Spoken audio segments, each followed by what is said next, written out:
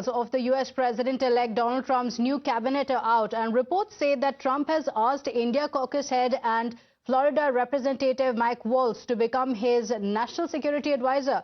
If reports are true, he is likely to bring in a hawkish approach to national security, aligning closely with Trump's promise of strengthening American security. Reports also say that Trump has chosen US Senator Marco Rubio as his nominee for Secretary of State, and if confirmed, Rubio would be the first Latino to serve as America's top diplomat once Trump takes office in January. Experts say that Trump's decision to tap Rubio signals a potential shift in his foreign policy direction, blending traditional Republican views with his own reform-oriented positions. Trump has also announced that his campaign co-chair, Susie Wiles, will serve as his White House Chief of Staff, the first woman to hold that position. Meanwhile, Homan would join his administration as a border czar, overseeing the security of U.S. borders on land, air and sea. Prime Minister Modi addressing the United States Congress for the second time, I believe only the fifth leader in history to do that. Then you have President Biden coming here for the G20, and then also the Speaker of the House, Kevin McCarthy, will also be coming in October. So these are some very high-level, meaningful engagements from both countries, and that speaks to how strong the relationship is becoming. On the defense side, I serve on the Armed Services Committee. I'm a veteran of the Army. There were some very strong deals. My colleague Rishabh is joining us on the broadcast with the details. Rishabh, so a lot of changes that are going to be witnessed in the administration from Trump 1.0 and of course to now 2.0. What are the details and what is the impact it's going to have on the policy and the outlook of the United States going forward?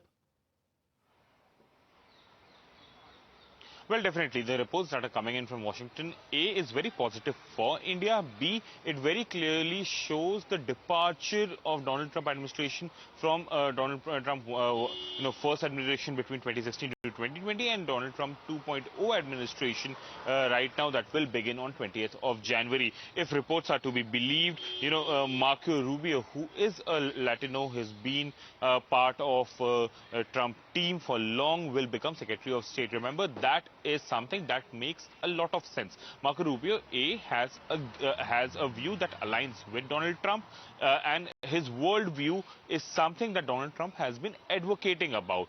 For India, if we talk about, he is one of those leaders in Republican Party who has always been siding with India. He's someone who has also called for ties between India and US that should be equivalent to the NATO ally tie that US has, or for that matter they have with Japan or Israel.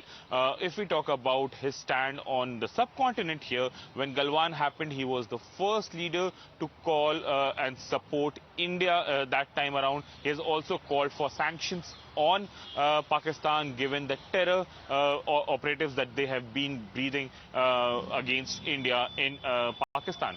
Okay. Second, if we talk about NSA, Mike Waltz, who is the co-chair of India caucus, one of the biggest nation-specific caucus in US House, he becomes the NSA.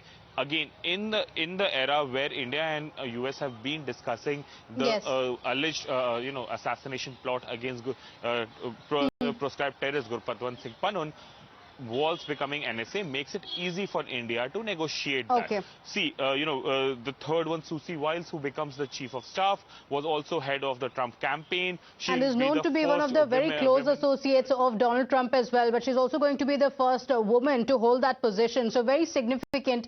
Rishabh, unfortunately, we'll have to leave it at that. Thank you for joining us with all those inputs, because we're shifting our attention now to the Indonesian president, Prabowo Subianto, who congratulated Donald Trump on his election victory in a phone call after landing in Washington. Now, the Indonesian president was heard saying that he is willing to fly to congratulate Donald Trump personally for his recent election victory. Here's how that conversation went. Nice to talk to you. How are you? Fine, thank you. I would like to congratulate you on your election as President of the United States of America. I would like... thank you so much. If possible, I would like to call personally on you. Wherever you are, I'm willing to fly to congratulate you personally, sir. Oh, that's so nice. nice. Well, we'll do that anytime you want. And well, with that, it's time for us to slip into a quick break. We'll be right back to stay with us.